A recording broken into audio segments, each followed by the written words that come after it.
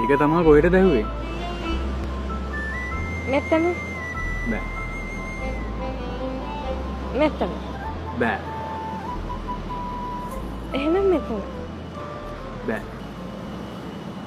එහෙනම් කොහෙද? බෑ.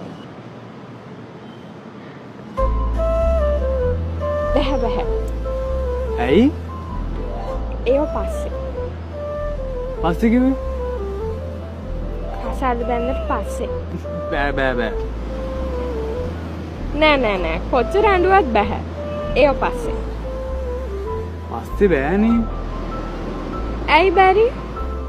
බබාලා අඬන්න ගත්තම, යාළුවගේ වැඩ කරන්න ගත්තම ඕවා අමතක කරනවා. හරි. මම මතක් කරන්නම්කෝ.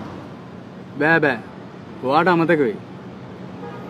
පුංචිම පස් දෙනා වගේ කරේ නගින්න ගත්තම අම්මේ බඩගිනි කියන්න ගත්තම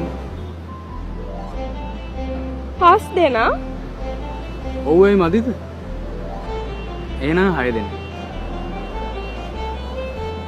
මේ සුදු මහත්තයෝ නෑ.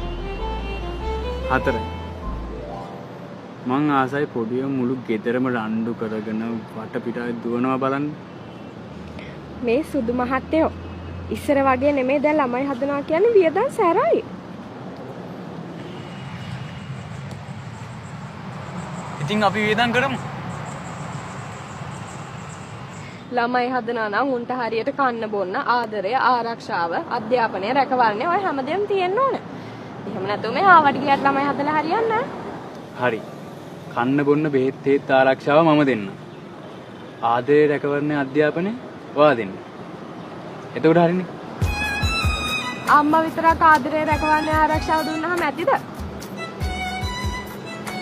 ඒකනේ මම මගේ ආදරේ රැකවරණය ආට දුන්නේ. ඔයා ඒවා යාළුවට දෙන්න.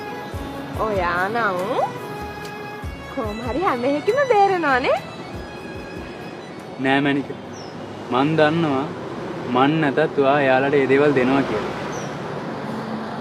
මොකක්ද අනේ කතාව? ඔයා නැති දවසක මේ සුදු මහත්තයා ඔයාගේ කල්පනාව ළමයි හදලා මට බාර දීලා යන්නේ එහෙම නෙමෙයි නේද? නෑ මැනික. ඔයා මාව දාලා ගියත් මම මාව දාලා යන්නේ. දාලා යන්න දෙන්නෙත් නෑ.